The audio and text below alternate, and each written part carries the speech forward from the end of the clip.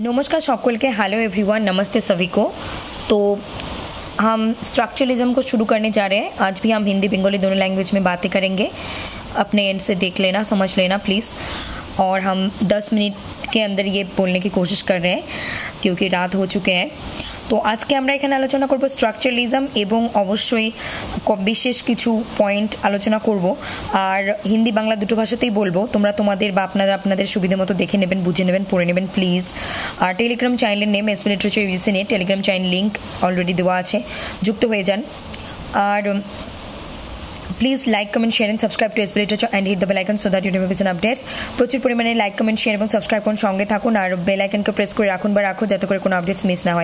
ज़्यादा से ज़्यादा like comment share and subscribe कर दीजिए और जुड़े रहिए इस लिटरेचर के साथ। सब्सक्राइब करके जुड़ जाइए अगर आप नए हैं। अगर आप ऑलरेडी एक सब्सक्राइबर हैं तो हमें कमेंट करके, लाइक करके एंड बहुत ज़्यादा शेयर करके इंस्पिरेशन दे सकते हैं आगे बढ़ने के लिए, और आप लोगों को साथ में लेकर आगे बढ़ेंगे। तो यहाँ पे हम दोनों लैंग्वेज में कहते हैं, तो पहले हम बंगाली में कहते हैं फिर हिंदी में, ठीक है। और टेलीग्राम चैनल के name SP literature UGC net में जुड़ जाइए और टेलीग्राम चैनल के लिंक के साथ जुड़ जाइए। बहुत सारे इन्फॉर्मेशन आपको आने वाले दिनों में मिलने वाले हैं। तो আমরা এখানে UGC net June 2025 paper to English literature আজকে তারিখ দেওয়া আছে। তো গতকাল তো আমরা পেপার 1 নিয়ে আলোচনা করেছিলাম। তো এখানে স্ট্রাকচারালিজম শুরু করব। স্ট্রাকচারালিজম বলার আগে অবশ্যই আমি নিউ ক্রিটিসিজমকে আবারও বলতে চাইবো। নিউ ক্রিটিসিজম কি বলেছিল লাস্ট আমরা আলোচনা করলাম। নিউ ক্রিটিসিজম বলল যে টেক্সটকে টেক্সটের মতো দেখা উচিত, আর টেক্সটের একটা যদি পোয়েম নিয়ে আমরা ডিল করছি সেই পোয়েমটার মধ্যে পজেস, ফ্রেজেস, অনেক ধরনের figures of speech, figurative language অনেক কিছু আছে এবং অনেক কিছু অর্থবহ শব্দ আছে। সেগুলোর অর্থ বোঝার চেষ্টা করুন। টেক্সটটাকে টেক্সটের মতো করে দেখুন বা দেখো বা পড়ো বা বোঝো, কিন্তু টেক্সটটাকে অথর যে লিখেছেন তার বায়োগ্রাফি, হিস্ট্রি দিয়েও বোঝার চেষ্টা করো না। আর রিডাররা আগে থেকে মাইন্ডের মধ্যে নিয়ে রাখা বুদ্ধি মত্তা দ্বারাও যেন সেটা বোঝার চেষ্টা না করে, টেক্সটটা যেরকম আছে ঠিক সেরকম ভাবেই যেন বোঝার চেষ্টা করে। নিউ ক্রিটিক্সরা বলছেন যে আমাদের কবিতাতে বা আমরা যে লিটারেচারে লেখালেখি এগুলোও কি সায়েন্সের থেকে কোনো অংশে কম? আমরাও তো সায়েন্সের মতো কাটাচেরা করি বা আমাদের এখানেও সায়েন্সের মতো অনেক কিছু বিষয় আছে যেগুলো আমরা ইউজ করে থাকি লিটারেচারের ভাষায়, ঠিক আছে। তো নিউ ক্রিটিসিজম বোঝা গেল। নিউ ক্রিটিসিজম ডিল করে টেক্সট নিয়ে, টেক্সটের শব্দ নিয়ে, টেক্সটের অর্থ নিয়ে, টেক্সটের গঠন নিয়ে। তো এখন আমরা যেটাই নিউ ক্রিটিসিজম বলছে সেটাকে স্ট্রাকচারালিজম নিয়ে ডিল করছে। তো স্ট্রাকচারালিজম মানে একটা স্ট্রাকচার, আর এই গোটা বিশ্ব ব্রহ্মাণ্ডে প্রত্যেকটা জিনিসেরই একটা স্ট্রাকচার কিন্তু আছে বা একটা গঠন আছে। আমরা যখনই বলে চেয়ারের শেপটা কিন্তু আমাদের চোখের মধ্যে বা মনের মধ্যে ভেসে ওঠে। যখনই বলে গাছের ছবিটা আমাদের মনে মনে ভেসে ওঠে। তো ঠিক সেরকমই বলছে this word came from France. এই শব্দটার স্ট্রাকচারালিজম এলো কোথা থেকে? ফ্রান্স থেকে। আর এই অরিজিনের উৎসটা কে নিয়ে এলো? Ferdinand de সসিওর। তারপর হচ্ছে স্ট্রাকচারের উপর সবকিছুই অর্গানাইজড, মানে এই বিশ্ব ব্রহ্মাণ্ডে পৃথিবীতে যা যা আছে সবকিছু একটা অর্গানাইজড আছে। এই খাতার একটা শেপ আছে। মোবাইলের শেপ বলতে আমরা বুঝতে পারি কতটুকু সাইজ হয়, কি হয় না হয়, মোবাইলে কি থাকে না থাকে। কলম বা পেন বলতে আমরা বুঝি পেন বা এরকম পেন্সিল মানে কি আমাদের মাথায় একটা চলে আসে, ঠিক আছে। ঠিক সেরকমই যেমন দেওয়াল বা ওয়াল, ঘর বা হাউস, ইউনিট পার্টস মানে বিভিন্ন পার্টগুলো, ইট, বালি, বজরি, সিমেন্ট মিলে একটা গঠিত হয় দেওয়াল বা ঘর। 4টা দেওয়াল, দরজা, জানলা মিলে ঘর তৈরি হয়। ওই ঘর বা দেওয়ালটাকে আমরা স্ট্রাকচার বলি। আর যেগুলো লাগছে তৈরি করতে সেগুলোকে বা ইউনিটস বা পার্টস বলে থাকি। একক, এক একটা করে একক যুক্ত হয়ে একটা আকৃতিপূর্ণ বিশেষ জিনিস তৈরি করছে যেটা মানব জীবনে কাজে লাগছে। তারপর কি হচ্ছে, সবকিছুরই একটা স্ট্রাকচার আছে। Course in general linguistics 1915 written by Ferdinand de Saussure. Course in general linguistics Ferdinand de Saussure লিখেছেন 1915 খ্রিস্টাব্দে। তারপরে স্ট্রাকচার বলছে কিভাবে, কি মানে বা কি হোয়াট ফিলস মানে কি মনে করছে, কি মনে না করছে, আমাদের সবকিছু স্ট্রাকচারের সঙ্গে ডিল করতে হচ্ছে। তো 1959 খ্রিস্টাব্দে কোর্স ইন জেনারেল লিঙ্গুইস্টিক্সকে ইংলিশে ট্রান্সলেট বা ইংলিশে পাবলিশ করা হয়। কে করেন? ওনার কলিগসরা। তো কলিগসরা আমি এই বানানটা লিখে নিয়ে আসেনি, পরে লিখে দেবো। কলিগসরা নিয়ে আসেন আর কলিগস বা সহকর্মীরা মিলেই পাবলিশ করেন। যাদের তিনি পড়াতেন ওনাদের নোটস বা লেখা থেকেও কিন্তু এখানে অনেক কিছু যুক্ত করা হয়। সেগুলোর অংশ কিন্তু এখানে নেওয়া হয়েছিল। কোথায়? এই কোর্স ইন জেনারেল লিঙ্গুইস্টিক্স যখন আমরা ইংলিশে পড়তে ইংলিশে পাবলিশ হতে দেখেছি, ওখানে ওনার ছাত্র এবং ওনার কলিগরা মিলে পাবলিশ করেছেন এবং ওনার ছাত্রদেরও নোটের এবং লেখার কিছু বিষয় আমরা পেয়ে থাকি, ঠিক আছে। আর তারপর আমরা এখন আসছি নেক্সট পয়েন্টে। আজকে কিন্তু আমরা অর্ধেক বোঝাবো, পরবর্তী দিন অর্ধেক বোঝাবো। তো পুরোটাই দেখতে হবে, এখন রেগুলার দেখতে হবে, আর স্কিপ করা যাবে না, তাহলে বুঝতে কিন্তু অসুবিধে হবে। তারপর হচ্ছে বিষয় যে every words has its own meaning. প্রত্যেকটা শব্দের নিজের নিজের একটা অর্থ আছে, বাট যে ওয়ার্ডকে বাংলায় যেভাবে ইউজ করছি সেই ওয়ার্ড বা শব্দটা ইতিহাসেও যে একইভাবে ইউজ করা হবে বা বিজ্ঞানে অঙ্কে একইভাবে ইউজ হবে সেটার কিন্তু কোনো গ্যারান্টি বা সেটার কিন্তু কোনো দাবি আমরা করতে পারি না। কারণ আর একই মিনিং অর্থ বহন করবে এরকমটা নয়। একই অর্থ মিনিং এখানে হবে, যেটা ইংরেজিতে হবে সেটাই বাংলা সাবজেক্টের ক্ষেত্রে হবে, এটা কিন্তু বলা বা বোঝা ভুল। কারণ সময়ের সাথে সাথে শব্দের অর্থ বা মিনিং পরিবর্তনশীল।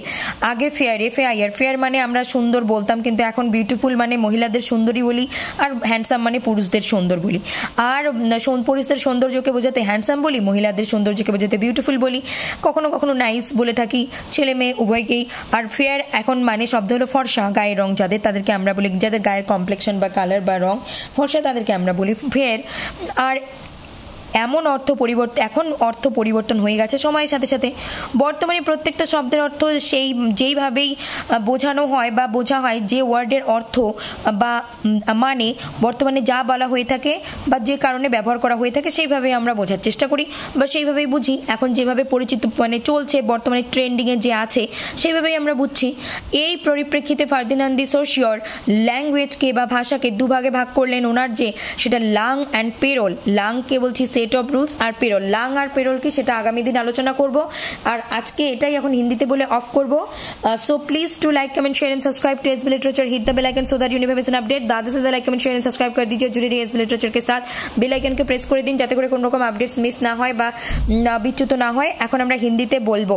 Please do like comment share and subscribe to SB literature, hit the bell icon so that you never miss an updates and stay connected with SB literature. Do not skip this video because if you skip it you will lose it. Okay, यहाँ पे हम UGC net JRF जून 2025 के target कर रहे हैं। Paper 2 English literature हमारे exam के paper है और पेपर 1 भी हम डिस्कस करते हैं। टेलीग्राम चैनल के नेम है SB literature UGC net, Telegram channel के लिंक है।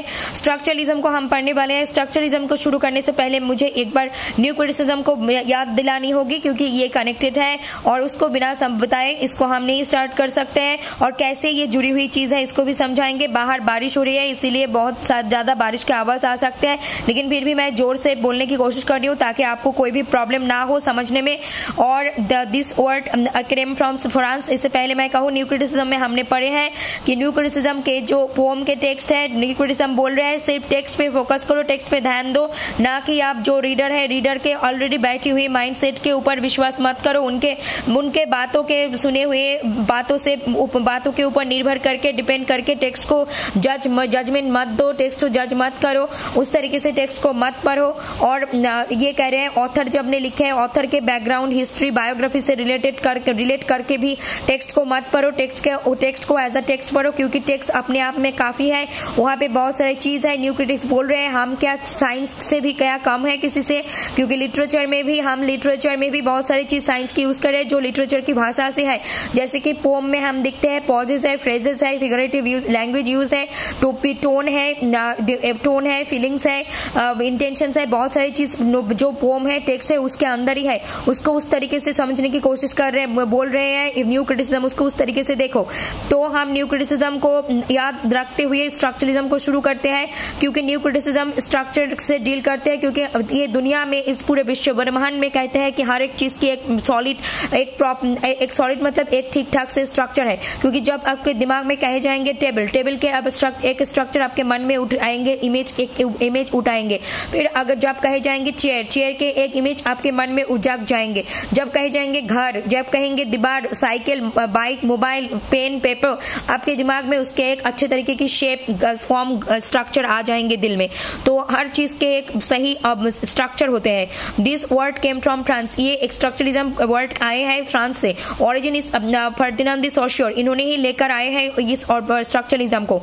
और दीवार हो, घर हो, इनको बनाने के वक्त हमें ईंटें चाहिए, हमें सीमेंट चाहिए, हमें और भी ज्यादा टूल्स एंड इंस्ट्रूमेंट चाहिए जिससे हम दीवार बनाते हैं, घर बनाते हैं। और जब ये बन जाते हैं हम उसको स्ट्रक्चर का मतलब एक दीवार, एक घर है स्ट्रक्चर, उसको बनाने के लिए जितने सारे मटेरियल्स लगते हैं उनको हम कहते हैं एक एक पार्ट, एक एक यूनिट्स, सब मिलजुल के बनते हैं एक एक स्ट्रक्चर। सब कुछ चीजों की ही एक स्ट्रक्चर है। Course in general linguistics 1915 UGC net के प्रीवियस ईयर क्वेश्चन आने वाले एग्जाम में भी पूछे जाएंगे, बहुत बहुत बहुत इंपॉर्टेंट है और इसको अलग से भी पढ़ो।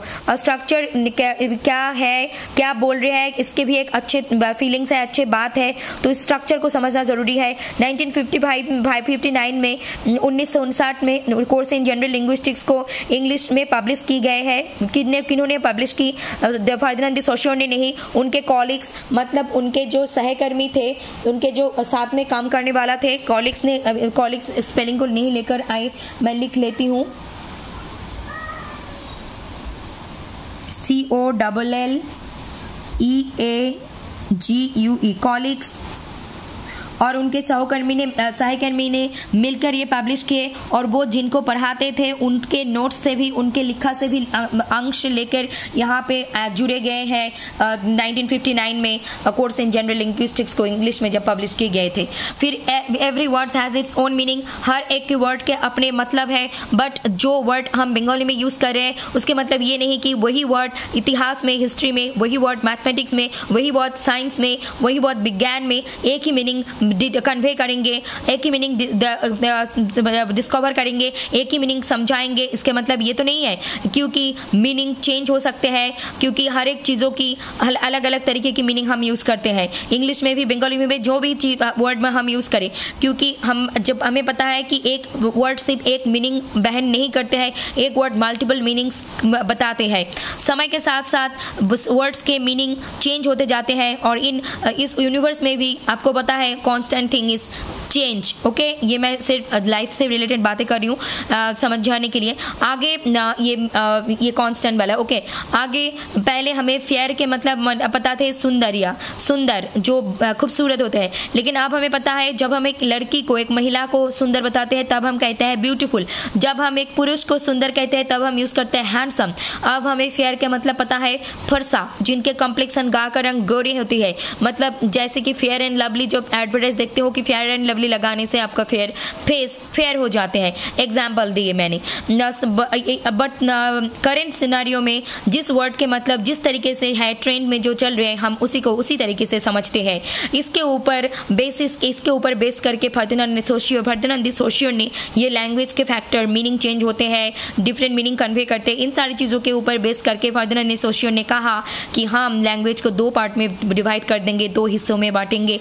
One is langue, another is payroll. Lang means set of rules, payroll और lang और payroll को हम tomorrow अगले दिन डिस्कस करेंगे। इसके लिए आपको एसबी लिटरेचर के साथ जुड़ जाना होगा, क्योंकि आने वाले दिनों में भी हम बहुत सारे इंपॉर्टेंट चीज़ें पढ़ रहे हैं, आने वाले दिनों में भी पढ़ेंगे और एग्जाम भी करीब आ चुके हैं।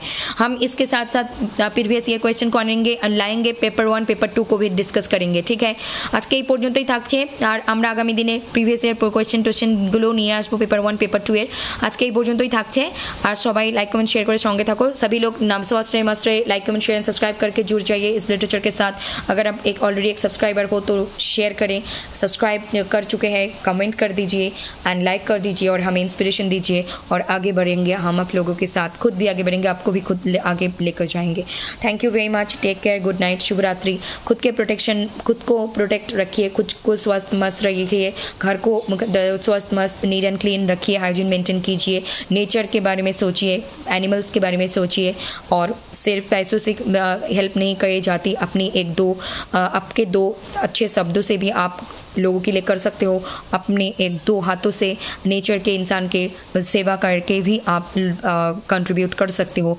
इस तरीके से भी बहुत सारी चीज़ हम जिंदगी में कर सकते हैं। नमस्ते, धन्यवाद। Do like comment share and subscribe and hit the bell icon so that you never miss updates. Good night, शुभ रात्रि।